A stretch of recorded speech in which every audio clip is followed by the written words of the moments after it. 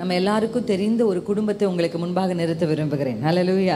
அந்த குடும்பம் நம்ம எல்லாருக்கும் தெரிந்த நோவாவும் அவருடைய குடும்பமும் தான். வேத புத்தகத்தில் ஆதியாகமம் புத்தகத்தில் நம்ம வாசிக்க முடியும். அவரை குறித்து வேத வசனம் நமக்கு தெளிவாக ஆதியாகமம் 6ஆம் அதிகாரத்திலிருந்து சொல்லிக்கொண்டே வருகிறது. நோவா வாழ்ந்த காலம் இப்போ நம்ம வாழ்கிற காலத்தை போல ஒரு காலம்தான். எனக்கு கர்த்தருடைய வேதம் அப்படி தான் சொல்லுது. இயேசு என்ன சொல்கிறாரு, கடைசி காலத்தில் நோவாவுடைய காலத்தில் வாழ்ந்த ஜனங்களுடைய மனநிலை தான் இருக்கும். எப்படி புசிக்கிறதும் குடிக்கிறதும் பெண் கொள்றதும் பெண் கொடுக்கறதும் கட்டுகிறதும் நாட்டுகிறதும் இதையே ஃபோக்கஸ் பண்ணி என்ன பண்ணுவாங்க, நோவாவுடைய காலத்தில் தேவனை குறித்தும் தேவனை பற்றி எந்த ஒரு பயமும் இல்லாமல் ஒரு ஜனங்கள் வாழ்ந்தது போலவே இந்த காலகட்டத்திலும் ஜனங்கள் என்ன பண்ணுறாங்க, வாழ்கிறாங்க. இன்னும் கடைசி காலம் ஆக ஆக நோவாவுடைய காலத்தில் நம்ம பார்க்குற எல்லா காரியங்களையும் என்ன பண்ண முடியும், நம்மளால் சுற்றிலும் பார்க்க முடியும். ஆனால் வசனம் என்ன சொல்லுதுன்னா, தன் காலத்திலே அவர் வாழ்ந்த அந்த ஜெனரேஷன்ல நோவா தேவனுக்கு முன்பாக எப்படி இருந்தாரு, உத்தமனா இருந்தார். ஹல்லேலூயா. ஆமா, ஒரு குடும்பத்துக்கு ஒரு ஆள் உத்தமரா இருந்தா போதும், அந்த மொத்த குடும்பத்தையும் காப்பாத்தி வேலைக்குள்ள சேர்த்துடலாம். எத்தனை பேர் ஆமேன்னு சொல்றீங்க? சில வேளை உங்க குடும்பத்துல எல்லாரும் ஜெபிக்கிறவர்களா இல்லை, ஒருவேளை கணவன் நல்லா ஜெபிக்கிறவரா இருந்தால் மனைவி அந்த அளவுக்கு ஜெபிக்கிறவர்களா என்ன பண்ண மாட்டாங்க, சில குடும்பங்கள்ல இருக்க மாட்டாங்க. ஒருவேளை மனைவி ஜெபிச்ச கணவன்மார்கள் அவ்வளவு என்ன பண்ண மாட்டாங்க, தேவனை தேடுறவங்களா இருக்க மாட்டாங்க. இல்லை, நல்ல தேவ கிருபையில எலிசபெத் சகரியாவை போல நல்ல ஜெபிக்கிற தேவனுக்கு பயப்படுகிற தாய் தகப்பன் இருந்தா பிள்ளைகள் அந்த அளவுக்கு என்ன பண்ண மாட்டாங்க, கர்த்தருக்குள்ள என்ன கொண்டு வர்றது ரொம்ப கஷ்டமா இருக்கும். இப்படி எல்லா குடும்பத்திலையும் ஒவ்வொருத்தர் every one can not be perfect. இந்த பைபிள் முழுசும் நீங்க தேடினீங்கன்னா ஒரு பர்ஃபெக்டான குடும்பத்தை உங்களால எடுத்து சொல்லவே முடியாது. முடியுமா, முடியாதா? பர்ஃபெக்ட், இந்த குடும்பம் தான் பர்ஃபெக்டான ஒரு குடும்பம் அப்படின்னு எந்த குடும்பமா அது பைபிள் இருக்கா? யோசிச்சு பாருங்களேன். பர்ஃபெக்ட் அப்படி நம்ம எந்த குடும்பத்தையும் என்ன பண்ண முடியாது. நோவா குடும்பத்தை எடுத்தா கூட அதுக்குள்ள யார் இருந்தாங்களா இல்லையா? அவருடைய மகன் இருந்தாரா இல்லையா? ஆமா, தன்னுடைய தகப்பனுடைய நிர்வாணத்தை மூடாத மனுஷன் இருந்தான். ஆபிரகாமுடைய குடும்பத்தை எடுங்க, ஆபிரகாம் என்ன பண்ணிட்டாரு, ஆகார் செகண்ட் தேர்ட் அப்படின்னு என்ன போயிடுச்சு, லிஸ்ட் போயிடுச்சு. இப்படி எந்த குடும்பத்தை எடுத்தாலும் பர்ஃபெக்டான ஒரு குடும்பத்தை நம்ம என்ன பண்ண முடியாது, தேடவே முடியாது. பர்ஃபெக்டான ஒரு கணவர், பர்ஃபெக்டான ஒரு மனைவி, எந்த குறைகளும் இல்லாமல் நேர்த்தியான ஒரு பிள்ளைகள் அப்படி என்ன பண்ணாது, இருக்காது. ஆனால் எங்கெல்லாம் குறைவுகள் இருக்கோ அந்த குறைவுகளை நிறைவாக்குகிற தேவன் வரும் பொழுது ஒவ்வொருவருக்குள்ள இருக்கிற குறைகளை கர்த்தர் என்ன பண்ணுவாரு, நிறைவாக்குவார். இப்போ ஆண்டவர் நம்ம பாடின பாடலின்படி நோவாவையும் அவருடைய குடும்பத்தையும் பாதுகாத்தார். ஹல்லேலூயா. எவ்வளோ பெரிய அழிவிலிருந்து, எவ்வளோ பெரிய நாச மோசத்திலிருந்து இந்த முழு குடும்பத்தையும் ஆண்டவர் சொல்றார், நீயும் உன் வீட்டாரும் பேழைக்குள்ள என்ன பண்ணுங்க, பிரவேசிங்க. அப்படி அவர் பேழைக்குள்ள பிரவேசித்து அவர் காப்பாற்றப்பட்டதற்கு பின்பாக அவர் எப்படி தரை இறங்குறார். இப்போ காய்ந்த இடத்துல அவர் தரை இறங்கின உடனே அவர் செய்த முதல் காரியம் நேர்த்தியான ஒரு விஷயம் என்ன அப்படின்றத நம்ம ஆதியாகமம் 8ஆம் அதிகாரம் 20ஆம் வசனத்தை வாசிக்கலாம். அப்பொழுது நோவா கர்த்தருக்கு ஒரு பலிபீடம் கட்டி சுத்தமான சகல மிருகங்களிலும் சுத்தமான சகல பறவைகளிலும் சிலவற்றை தெரிந்து கொண்டு அவைகளை பலிபீடத்தின் மேல் தகன பலிகளாக பலியிட்டான். ஹல்லேலூயா. ஆண்டவர் நோவாவுக்கு முன்னாடி நின்னு, நோவா நீ பலி செலுத்தணும், எனக்கு ஒரு பலிபீடத்தை கட்டு அப்படின்னு கேட்ட மாதிரி எங்கேயும் நம்மளால என்ன பண்ண முடியல, பார்க்க முடியல. ஆனா கர்த்தர் தனக்கு செய்த நன்மைகள் அவர் நினைக்கும் பொழுது அவர் தரை இறங்கின உடனே கட்டின ஒரு விஷயம் என்னன்னா பலிபீடம். நல்லா சொல்லுங்க, ஒரு குடும்பத்துக்கு ஒரு பலிபீடம் இருக்கணும். ஆமென், அல்லேலூயா. பலிபீடத்தை கட்டணும், அதுதான் ஜெப பலிபீடம். ஆமென்.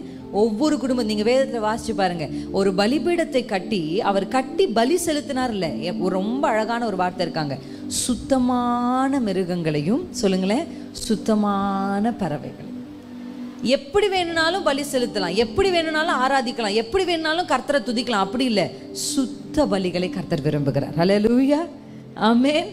எப்படி ஆராதிச்சாலும் கர்த்தருக்கு பிடிக்கும். அவர் சொன்னாரா நம்ம எப்படி ஆராதிச்சாலும் ஆண்டவருக்கு பிடிக்கும்னு? இல்லை, சுத்தமான பலி, தேவ பயத்தோடு செலுத்தப்படுகிற பலி. ஒரு பலிபீடத்தை அழகாக கட்டி அந்த பலிபீடத்தின் மேலே சுத்தமான மிருகத்தை எடுத்து பலியிட்ட உடனே அந்த பலியிலிருந்து ஒரு புகை என்ன பண்ணுது, அப்படியே மேலே போகுது. அது அடுத்த வசனத்தினுடைய துவக்கத்தை வாசிக்கும் பொழுது, சுகந்த வாசனையை கர்த்தர் முகர்ந்தார். சுகந்த வாசனையை கர்த்தர் முகர்ந்தார். ஹல்லேலூயா. ஆமென். இன்றைக்கு இங்கு வந்திருக்கிற உங்களுடைய குடும்பத்திற்கென்று ஒரு குடும்ப ஜெப பலிபீடம் கட்டப்பட்டே ஆக வேண்டும். அல்லேலூயா. அப்படி நீங்க கட்டி அங்க பலிகளை நீங்க செலுத்தும் பொழுது அந்த பலிகளுக்குரிய அந்த வாசனை மேல போகும் பொழுது கர்த்தர் அந்த சுகந்த வாசனையாய் முகர்ந்து, அடுத்து வாசிங்க சிஸ்டர். அப்பொழுது கர்த்தர் இனி நான் மனுஷன் நிமித்தம் பூமியை சபிப்பதில்லை. ஹல்லேலூயா. நான் உங்களுக்கு ஒன்று சொல்லட்டுமா? நீங்க சரியான ஒரு பலிபீடத்தை கட்டி சரியான பலிகளை நீங்க செலுத்துனீங்கன்னா கர்த்தர் உங்களுக்காக முடிவுகளை எடுப்பார். ஹல்லேலூயா.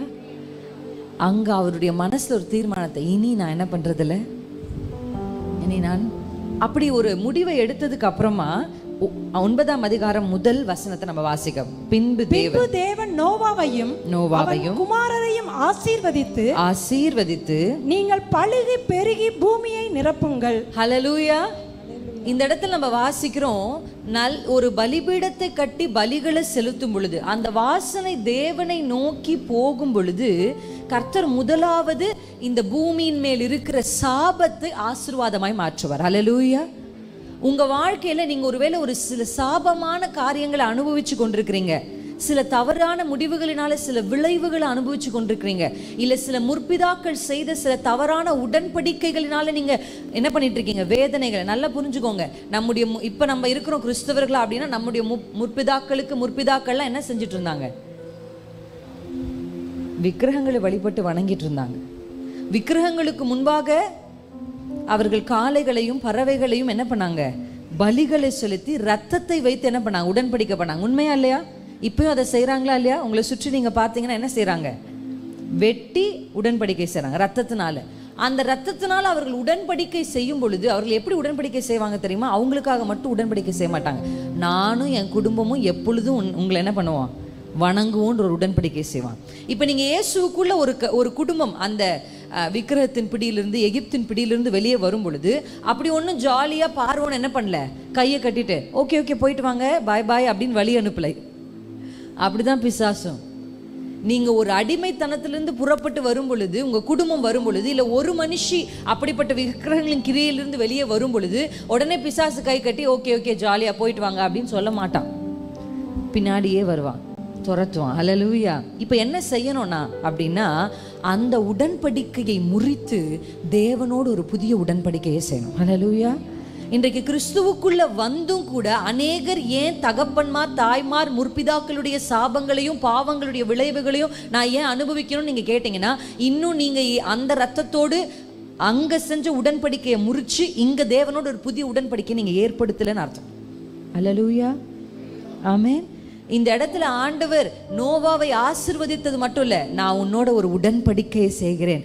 எங்கெல்லாம் கர்த்தருக்கு பலிபீடம் கட்டப்பட்டு எங்கெல்லாம் தேவனுக்கு பலிகள் செலுத்தப்பட்டதோ அங்கெல்லாம் கர்த்தர் இறங்கி வந்து தானாக உடன்படிக்கை செய்தார். ஹல்லேலூயா.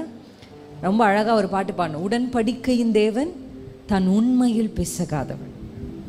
கர்த்தர் நீ யோசிச்சு பாருங்க, இஸ்ரவேல் ராஜாக்களின் புத்தகம் 1 ராஜாக்கள் 2 ராஜாக்கள் புத்தகத்தெல்லாம் திருப்பி வாசிச்சு பார்த்தீங்கன்னா அந்த மெஜாரிட்டி இஸ்ரவேல் ராஜாக்கள் யூதா ராஜாக்கள், நார்தன் கிங்டம் சதர்ன் கிங்டம் ரெண்டா பிரியுது. அப்படி பிரிஞ்சு ராஜாக்கள் இருக்கும் பொழுது இதுல மெஜாரிட்டியான ராஜாக்கள் கர்த்தருக்கு விரோதமாக தான் செஞ்சிருப்பாங்க. ஆமாவா இல்லையா? கர்த்தருக்கு பிரியமில்லாதான் செஞ்சிருப்பாங்க. ஆனாலும் கர்த்தர் அவர்களுக்கு ஒரு சில காலகட்டங்களை கொடுத்து அவர்கள் நடத்தி வந்திருப்பார். ஏன் கர்த்தர் இதையெல்லாம் தாங்கி வந்தாரு அப்படின்னு கேட்டா, அவர் மனசுல எப்பவுமே இருக்கிறது என்ன தெரியுமா? ஆபிரகாமோடு நான் உடன்படிக்கை பண்ணியிருக்கிறேன், ஈசாக்கோடு நான் உடன்படிக்கை பண்ணியிருக்கிறேன், யாக்கோபோடு உடன்படிக்கை, தாவீதோடு ஒரு உடன்படிக்கை பண்ணிட்டாரு. என்ன பண்ணிட்டாரு? உன்னுடைய தலைமுறையில எப்பொழுது ராஜாக்கள் இருந்துகிட்டே இருப்பாங்கன்னு ஒரு உடன்படிக்கை பண்ணிட்டார். அல்லேலூயா. அவர் உண்மையா உடன்படிக்கை செய்தார் என்று சொன்னால் அந்த உடன்படிக்கையில் மாற்றமே இருக்காது. அல்லேலூயா. இன்னைக்கு கர்த்தர் உங்களை எதுக்காக அழைச்சு வந்திருக்கிறார் தெரியுமா? குடும்பமா கர்த்தர் உங்களோடு ஒரு உடன்படிக்கையை செய்ய போகிறார். அல்லேலூயா. தேவனிடத்தில் அன்பு கூறுகிறவர்களுக்கு கர்த்தர் செய்கிறது என்ன தெரியுமா? 1000 தலைமுறை வரைக்கும் இரக்கம். ஒரு மனுஷர் கர்த்தருக்கு பயந்தா, நீங்க வேதத்துல வாசிச்சு பாருங்க, யாத்திராகமம் 1ஆம் அதிகாரத்துல நான் காலையில சொன்ன மாதிரி 2 மருத்துவச்சிகள் கர்த்தருக்கு பயந்ததினால் கர்த்தர் அவர்கள் குடும்பங்களை தழைக்க பண்ணினார். ஹல்லேலூயா. ஒரு குடும்பத்துக்கு ஆசீர்வாதத்தை எப்படி சிஸ்டர் என் குடும்பத்துக்கு நான் ஆசீர்வாதத்தை கொண்டு வர முடியும் அப்படின்னு சொன்னா, நோவாவை போல நம்மளை சுற்றி எல்லாரும் தேவனுக்கு விரோதமா செஞ்சுட்டு இருந்தாலும் நீங்க கர்த்தருக்கு பயப்படுற பயம். ஹல்லேலூயா, ஹல்லேலூயா. கர்த்தருக்கு பயப்படுகிற பயம் ஆசீர்வாதத்தை கொண்டு வரும். எத்தனை பேர் நம்புறீங்க? அந்த மருத்துவச்சிகள் அதை செய்ததற்கான காரணம் கர்த்தருக்கு அவங்க பயந்ததுனால தான். இன்னைக்கு ஆண்டவருடைய இயேசு கிறிஸ்துவின் நாமத்தில் நான் விசுவாசிக்கிறேன். கடைசியா நம்ம ஜெபிக்க போகிறோம். என்ன ஜெபிக்க போகிறோம் தெரியுமா? பாவங்கள், சாபங்கள், பிசாசின் தந்திரங்களுக்கெல்லாம் ஒரு முடிவை கொண்டு வருகிற ஜெயமுள்ள நாளா இந்த நாள் மாறப்போகுது. ஹல்லேலூயா. உங்க குடும்பத்துல காணப்படுகிற கட்டுக்களை கர்த்தர் உடைக்கிறார். உங்களுக்கு இருக்கிற பயங்களை உடைக்கிறார். ஹல்லேலூயா, ஆமென். சகல தந்திரங்கள், பிசாசு உங்களுக்கு விரோதமா தீட்டி இருக்கிற சகல தந்திரம், நானும் என் கணவரும் சேர்ந்து கடைசியா ஜெபிக்க போறோம். எத்தனை பேர் நம்புறீங்க? கர்த்தர் அந்த ஜெப வேளையில உங்கள் குடும்பங்களுக்கு ஒரு விடுதலையை கொடுக்க போகிறார். உங்க குடும்பத்துல குருட்டாட்டமா இருக்கிற மனுஷருடைய கண்களை கர்த்தர் திறக்க போகிறார். கல்லு போல இருதயத்தை உள்ள சில மனுஷருடைய இருதயங்களை கர்த்தர் அசைக்க போகிறார். எத்தனை பேர் நம்புறீங்க? கர்த்தர் இன்றைக்கு அதை செய்ய போகிறார். அதுக்காக தான் உங்களை கொண்டு வந்திருக்கிறார். ஆனா அதுக்கு முன்னாடி நீங்க என்ன செய்யணும் தெரியுமா? ஒரு பலிபீடத்தை கட்டி அதன் மேல சுத்த பலிகளை செலுத்தணும். ஹல்லேலூயா. இந்த வாசனை பரலோகத்தை எட்டின உடனே நோவாவை தேடி வந்து கர்த்தர் நோவாவையும் அவன் பிள்ளைகளையும் அவன் குடும்பத்தையும் ஆசீர்வதிச்சு உடன்படிக்கை அவர்களோடு செய்கிறார். கைகளை உயர்த்தி சொல்லுங்க, அப்பா இன்னைக்கு நீங்க என் கூட ஒரு உடன்படிக்கை செய்யுங்கப்பா. நீங்க என் கூட ஒரு உடன்படிக்கை செய்யுங்க. என் குடும்பத்தோடு ஒரு உடன்படிக்கை செய்யுங்க. ஏன்னா அவர் தன்னுடைய உடன்படிக்கையில் உண்மை உள்ள தேவன். அவர் உடன்படிக்கை செஞ்சுட்டார்னா தலைமுறைக்கு அந்த உடன்படிக்கைக்கு உண்மை உள்ளவராயிருப்பார். ஒரு ஆபிரகாமோடு செய்த உடன்படிக்கையை நினைவில் வைத்து தான் அந்த ஜனங்களை அழிக்காம கர்த்தர் நடத்தினாரு. இன்னைக்கு நீர் என்னோடு ஒரு உடன்படிக்கை செய்யும் இயேசுவின் நாமத்தில். ஹல்லேலூயா. ஈசாக்க கொண்டு போய் மோரியா மலையின் மேல ஒரு பலிபீடத்தை கட்டி ஈசாக்க கிடத்தி கை போடும் பொழுது கர்த்தர் நிறுத்த சொல்லி அங்க ஒரு கிடாவை கொண்டு வந்து அதுக்கப்புறம் பலி செலுத்துற உடனே ஆண்டவர் அங்க வந்து ஆபிரகாமோடு ஒரு உடன்படிக்கை செய்கிறார். அல்லேலூயா. எங்கெல்லாம் பலிபீடம் கட்டப்பட்டதோ, எங்கெல்லாம் பலிகள் வைக்கப்பட்டதோ, எங்கெல்லாம் அந்த வாசனை புறப்பட்டு போனதோ அங்கெல்லாம் கர்த்தருக்கு என்ன பண்ணார்? உடன்படிக்கை செய்தார். இன்றைக்கு இயேசுவின் நாமத்தினால சில உடன்படிக்கைகளை முறித்து சில உடன்படிக்கைகள் நம்ம ஏற்படுத்த போகிறோம். நம்புறீங்களா? கர்த்தர் இன்றைக்கு அதை செய்ய போகிறார். நீங்கள் தேவனோடு ஒரு உடன்படிக்கை செய்தீங்கன்னா அந்த நிறைய உடன்படிக்கைகள் நிறைய வித்தியாசம் உண்டு. சமாதானத்தின் உடன்படிக்கை கர்த்தர் நம்மோடு செய்ய போகிறார். எத்தனை பேர் நம்புறீங்க? அப்படி ஒரு உடன்படிக்கையோடு என்ன வரும் தெரியுமா? ஆசீர்வாதத்தை கர்த்தர் பேக்கேஜாக வச்சிருக்கிறார். அல்லேலூயா. ஒருத்தரோட கர்த்தர் உடன்படிக்கை செய்கிறார். ஆபிரகாமோடு உடன்படிக்கை செய்கிறார்னா, நான் உன்னை ஆசீர்வதிப்பேன், நான் உன்னை பெருக பண்ணுவேன். அல்லேலூயா. அழைக்கும் போதே ஆபிரகாம் அப்படிதான் சொல்லி அழைச்சாரு. ஆனா அந்த பலிகளை செலுத்தின உடனே, அந்த பலிபீடத்தை கட்டின உடனே, ஈசாக்க கொண்டு போய் கிடத்தின உடனே கர்த்தருடைய வேதம் மறுபடியும் கர்த்தர் அதை ஆசீர்வதிச்சு ஒரு உடன்படிக்கையை ஆபிரகாமோடு ஏற்படுத்துகிறார். ஆமென். கர்த்தர் இன்றைக்கு செய்ய போகிறார். உங்க குடும்பத்திற்கு ஆசீர்வாதத்தை நான் எப்படி கொண்டு வரலாம், என் குடும்பத்திற்கான பிளெஸ்ஸிங் கூடிய வாசல் என்ன அப்படின்னு சொன்னா, நீங்க நல்லா நான் உங்ககிட்ட நிறைய தடவை இதை சொல்லியிருக்கிறேன். ஆனால் மறுபடியும் இன்றைக்கு தேவ ஆவியானவர் நினைப்பூட்டுகிறதுனால நான் சொல்றேன். எப்பொழுதுமே ஒரு வசனத்துல, நான் இப்ப சொல்ல போற வசனத்துல 2 ரகசியங்கள் இருக்கு. ஒன்று, உனக்கு விரோதமாய் உருவாக்கப்படும் ஆயுதம் வாய்க்காதே. அதுல முதல் ரகசியம் என்னன்னா, நம்முடைய குடும்பத்துக்கு விரோதமாக, நம்முடைய பிள்ளைகளுக்கு விரோதமாக, கணவருக்கு விரோதமாக, மனைவிக்கு விரோதமாக, வீட்டில் இருக்கிற முதியவர்களுக்கு விரோதமாக ஆயுதங்கள் உருவாக்கப்படும். ஆமா தானே? அந்த வசனம் அப்படிதானே சொல்லுது. உனக்கு விரோதமாய் ஆயுதங்கள் உருவாக்கப்படும், ஆனா அது வாய்க்காது. அல்லேலூயா. அப்ப ஒவ்வொரு காலகட்டத்துக்கு ஏற்றபடி பிசாசு ஒரு குடும்பத்தை கரெக்டா யாரை பிடிக்கலாம். நல்லா புரிஞ்சுக்கோங்க. எப்பவுமே நான் காலையில சொன்ன மாதிரி குடும்பங்களையோ ஆனாலும் சரி, தேசத்தை ஆனாலும் சரி, எதை ஆனாலும் சரி, பிசாசு ஃபர்ஸ்ட் தலையை தான் பிடிக்கணும்னு நினைப்பான். யார் அங்க அதிகாரம் உள்ளவர்கள், யார் அங்க வந்து அத்தாரிட்டி இருக்கிறவங்க, அப்படி இருக்கிறவங்கள என்ன பிடிப்பான். அதனால தான் நீங்க பாருங்க, எந்த திருச்சபைக்கு போய் பார்த்தாலும் பெண்கள் எவ்வளவு பேர் இருக்கீங்க, ஆண்கள் எவ்வளவு பேர் இருக்காங்க பாருங்க. கரெக்டா இல்லையா? எங்க போனாலும் இந்த ரேஷியோ தான். ஏன் இந்த ரேஷியோ? பிசாசுடைய டார்கெட் யார் தெரியுமா? குடும்ப தலைவர்கள் தான். அவர்களை பிடிச்சுதான் அவன் என்ன பண்ணுவான்? நான் காலையில சொன்ன மாதிரி பார்வோனை பிடிப்பான், ஏரோதை பிடிப்பான், யார் குடும்பத்துல யார் தலையோ தேசத்துல பிடிப்பான். அவர்களை பிடித்து அவர்கள் வழியாக அவன் திட்டங்களை என்ன பண்ணுவான்? நிறைவேற்றுவான். அதனால தான் நிறைய குடும்பங்களுக்குள்ள காணப்படும் பொழுது குடும்ப தலைவர்கள் தேவனுக்குள்ள வர முடியாதபடி நல்ல குடும்ப தலைவர்களா இருப்பாங்க. பிள்ளைகளை நல்லா நேசிப்பாங்க, மனைவிகளை நல்லா நேசிப்பாங்க, நல்லா உழைப்பாங்க, பணத்தை கொண்டு வந்து எந்த வேஸ்ட்டும் பண்ணாம அப்படியே கொடுக்கிற சில நல்ல கணவர்மா இருப்பாங்க. ஆனா தேவனிடத்துல மட்டும் என்ன பண்ண மாட்டாங்க? வரமாட்டாங்க. ஆலயத்துக்கு மட்டும் என்ன பண்ண மாட்டாங்க, வரமாட்டாங்க. அப்படி இருப்பாங்க.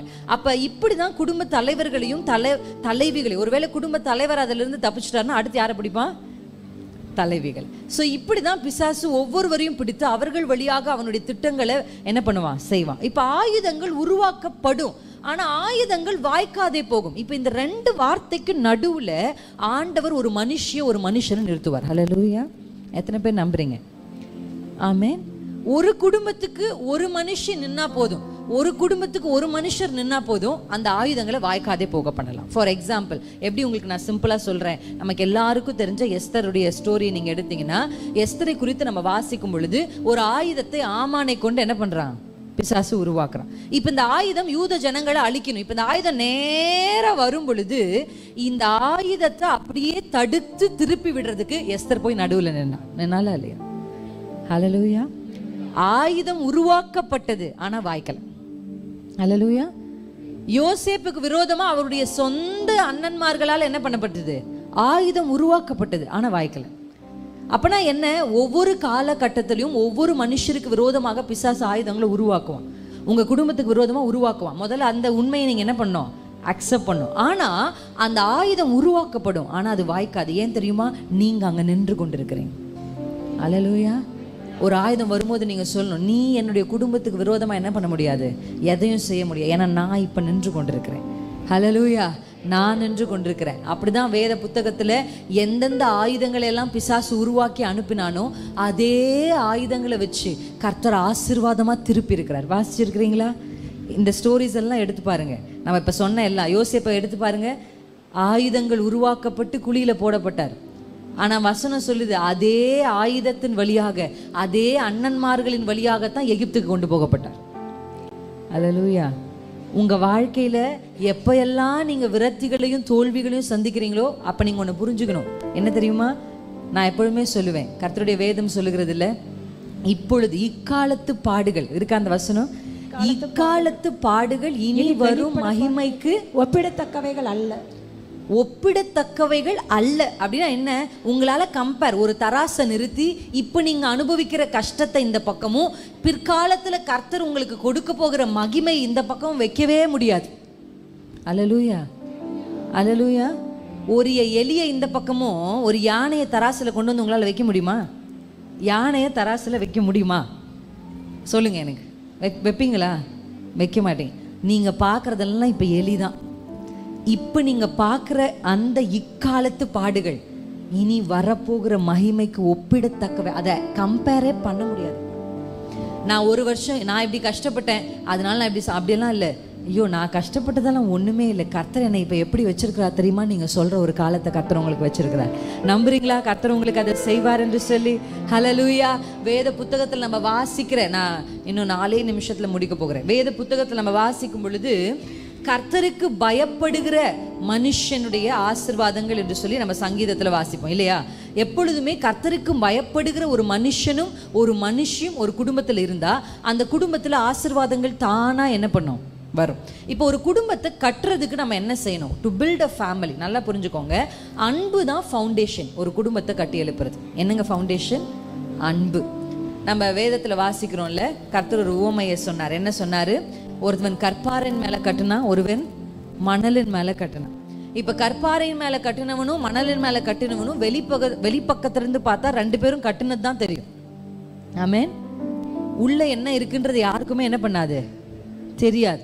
உள்ள எதை வச்சு கட்டினாங்கன்னு தெரியாது. ஒருவேளை நான் யோசிச்சு பாக்குறேன், இந்த கற்பாரின் மேல கட்டினவனை விட மணலின் மேல கட்டினவன் கிடுகிடுன்னு கட்டி முடிச்சிருப்பான்னு நினைக்கிறேன். ஏன்னா கற்பாறை மேல கட்டுறது அவ்வளோ கஷ்டம்.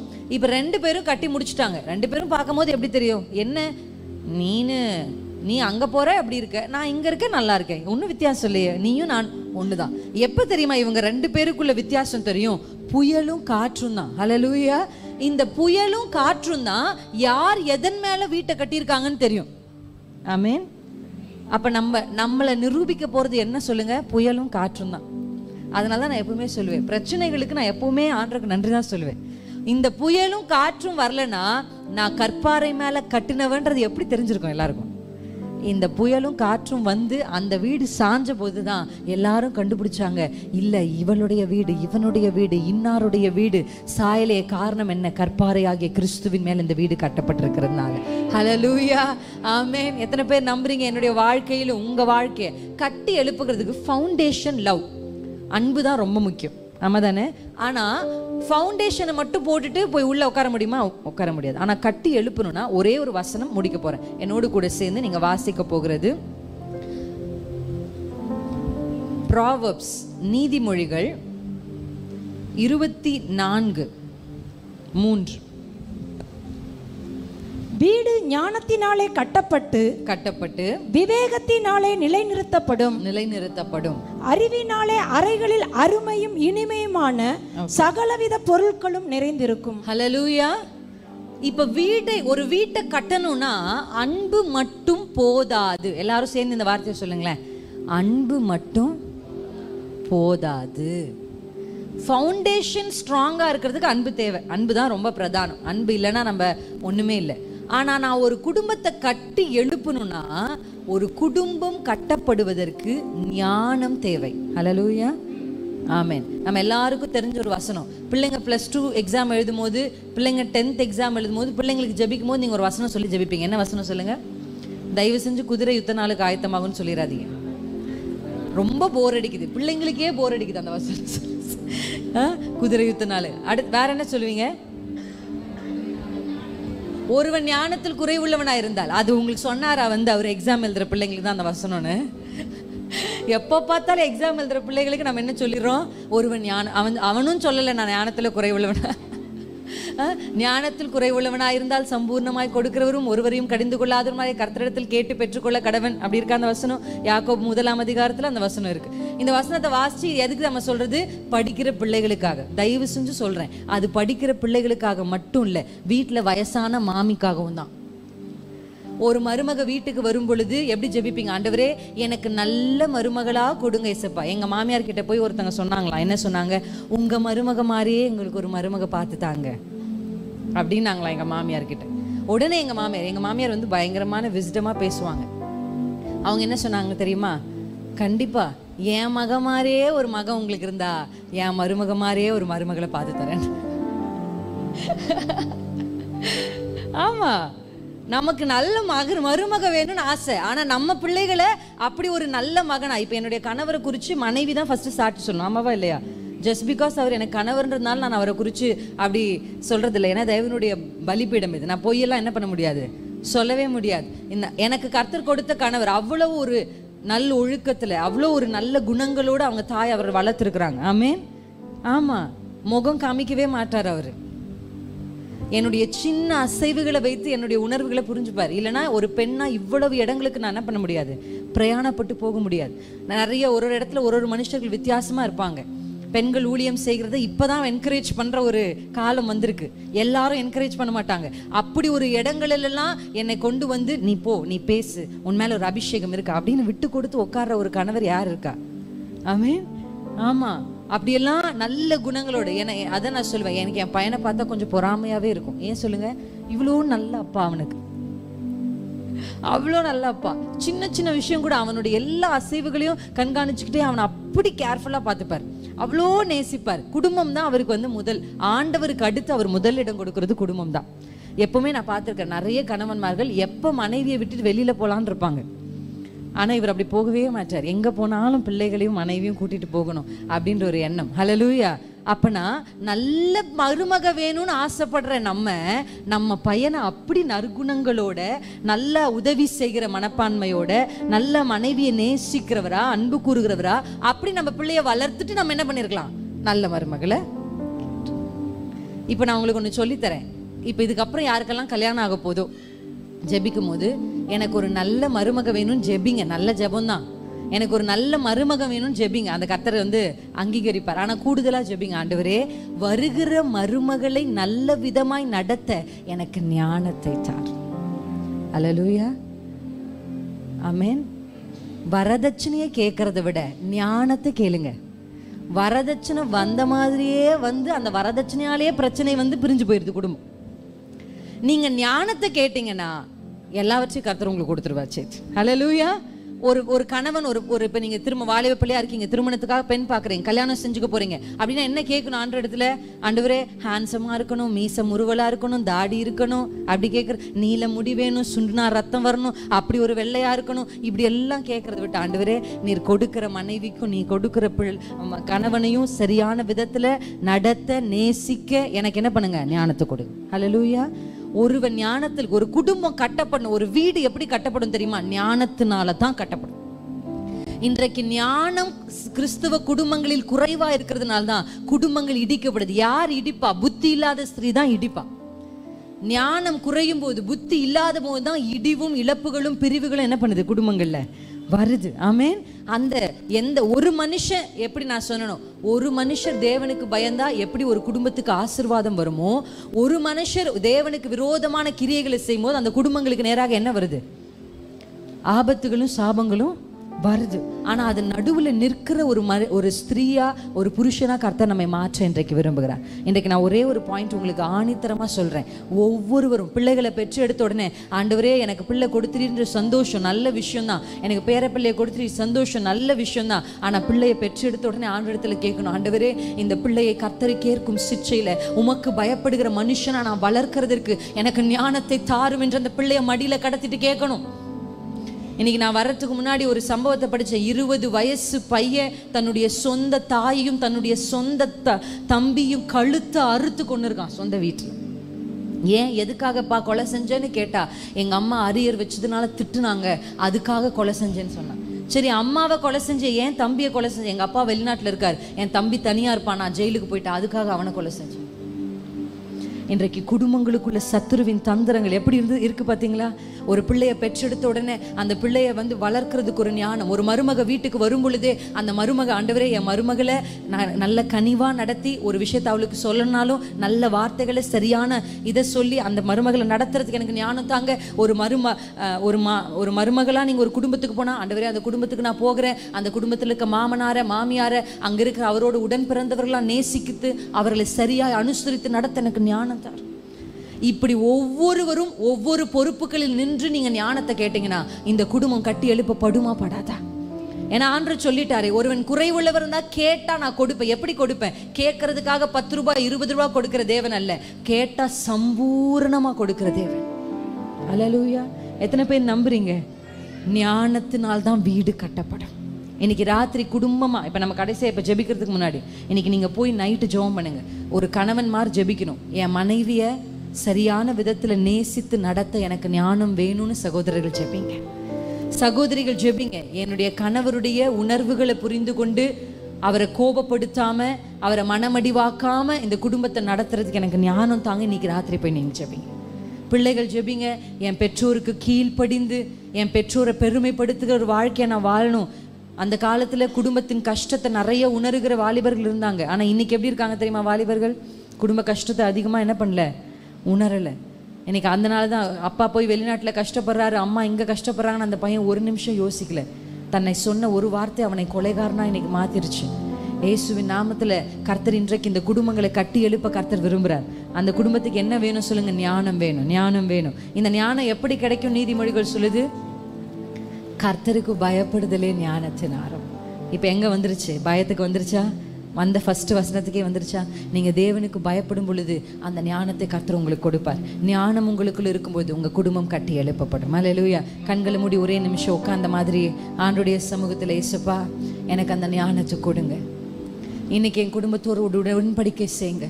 கர்த்தருக்கு பயப்படுகிற பயம் என்னை பற்றி பிடிக்கட்டும். கர்த்தர் என்னோடு கூட நீர் பேசி இந்த நாளில் சொன்ன வார்த்தையின்படி என் குடும்பத்தை கட்டி எழுப்பு. ஒவ்வொருவரும் கேளுங்களேன். மாமியார் கேளுங்க, என் மகனையும் என் மருமகளையும் என் பேர பிள்ளைகளையும் நடத்துவதற்கு ஞானத்தை கொடுங்க. மருமக கேளுங்க, மாமியார் மாமனார் நான் வந்திருக்கிற இந்த குடும்பத்தை கட்டி, நான் வந்ததுனால இந்த குடும்பம் இடிஞ்சது, நான் வந்ததுனால இந்த குடும்பம் பிரிஞ்சது, நான் வந்ததுனால தான் இந்த விஷயம் நடந்ததுன்னு சொல்லாதபடி ஆண்டவரே இந்த குடும்பத்தை கட்டி எழுப்புகிற ஞானமா என் ஞானத்தை எனக்கு கொடுங்கன்னு கேட்கலாமா? மனைவிகளுடைய புருஷர்கள் கேளுங்க, ஞானத்தை கொடுங்கப்பா. பிள்ளைகளுடைய பெற்றோர் கேளுங்க, ஞானத்தை கொடுங்க ஆண்டவரே. ஷாகானாமா தூரலா ஷிபஹா தரபலா ஷிதரா. ஞானத்தின் ஆவியானவர் கடந்து வருவாராக. கர்த்தருக்கு பயப்படுற பயம். வலது கையை இருதயத்துல வச்சு சொல்லுங்க, நோவாவை போல எல்லாரும் தன் இஷ்டத்தின்படி தன் மாம்சம் சொல்லுகிறதை தன் மனசு விரும்புகிறதை செய்து கொண்டிருக்கும் பொழுது நோவா கர்த்தருக்கு பயந்ததினாலே நோவாவுக்கு கர்த்தருடைய கண்களில் கிருபை கிடைத்ததே. இன்னைக்கு ஒரு பலிபீடத்தை நான் கட்டுறேன். எல்லாரும் வாய் திறந்து சொல்லுங்க, இன்னைக்கு நான் ஒரு பலிபீடத்தை கட்டுகிறேன். என் குடும்பத்திற்கென்று ஒரு பலிபீடத்தை நான் கட்டுகிறேன். அதன் மேல ஒரு சுத்த பலிகளை நான் செலுத்துகிறேன். ஆண்டவரே, அந்த பலிகளை நீ சுகந்த வாசனையாய் முகர்ந்து என்னோடும் என் குடும்பத்தோடும் என் பிள்ளைகளோடும் ஒரு உடன்படிக்கையை செய்யும் அப்பா. ஷாபாதாரபாலா ஷீதரபா நிகரபாபாலா ஷீதரபா நீரலா ஷீதரலபா ஷேதரா. இந்த நேரம் நீங்க உதடுகளை அசைச்சு ஜெபிக்கிற நேரம். நிஹமா துசேதரமலஷே. வீடு ஞானத்தினால் கட்டப்படும், விவேகத்தினால் நிலைநிறுத்தப்படும். ஞானமும் விவேகமும் அறிவும் இந்த வேளையில பரத்திலிருந்து இறங்கி வருவதாக. ஞானத்தை கொடுக்கிற ஆவியானவர் இறங்கி வருவாராக. பரிசுத்த ஆவியானவருடைய வல்லமை அந்நிய பாஷையோடு முடிகிறது இல்ல. அவருக்கு இடம் கொடுத்து அவங்களுக்கு அந்த ஞானத்தை கொடுப்பார். பேசுகிறதற்கான ஞானம், முடிவெடுக்கிறதற்கான ஞானம், குடும்பத்தை நடத்துகிறதற்கான ஞானம், பிள்ளைகளை வளர்க்கிறதற்கான ஞானம், பேர பிள்ளைகளை வளர்க்கிறதற்கான ஞானம் கர்த்தருடைய பரத்திலிருந்து, ஜோதிகளின் பிதாவினிடத்திலிருந்து சம்பூர்ணமா இறங்கி வரட்டும். இன்றைக்கு இறங்கி வரட்டும்.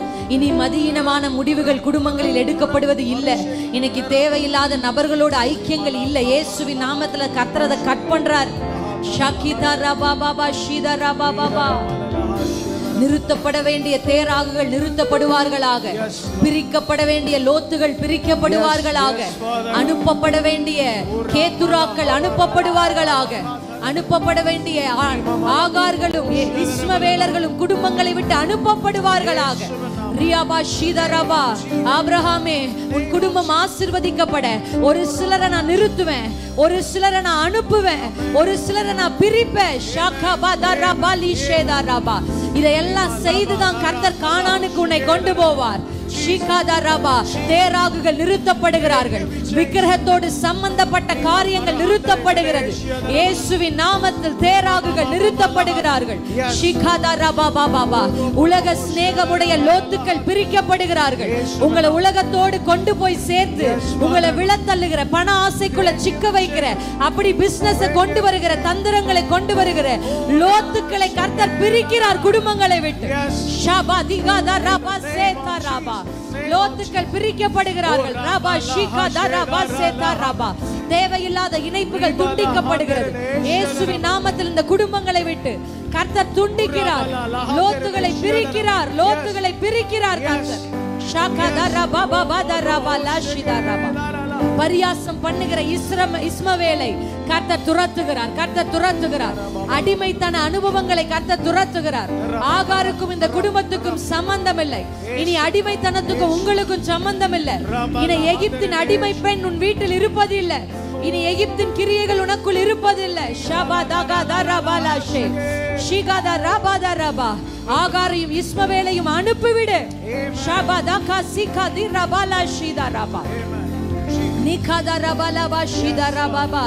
இப்ப பாக்குறதுக்கு நன்னா இருந்தாலும் பின்னாடி பிரச்சனைகளை உண்டாக்குகிற கேத்துரால்களையும் கேத்துராலின் பிள்ளைகளையும் அனுப்பிவிடு ஆபிரகாமே. இப்ப நேசிக்கிறவர்களை போல இருப்பாங்க, இப்ப அன்பு கூறுகிறவர்களை போல இருப்பாங்க, இப்ப ஒத்தாசை செய்கிறவர்களை போல இருப்பாங்க. ஆனா பிற்காலத்துல இவர்களால பிரச்சனைகளும் சாபங்களும் குறைவுகளும் குடும்பத்துக்குள்ள வரும். கேத்துராலை அனுப்பிவிடு.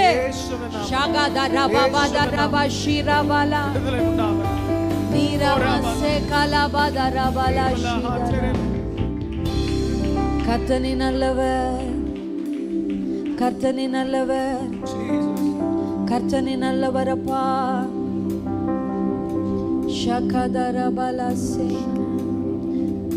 இயேசு கிறிஸ்துவின் நாமத்தில் பிதாவே, ஆமென். ஹல்லேலூயா. நம்புறீங்களா? கர்த்தர் அந்த ஞானம்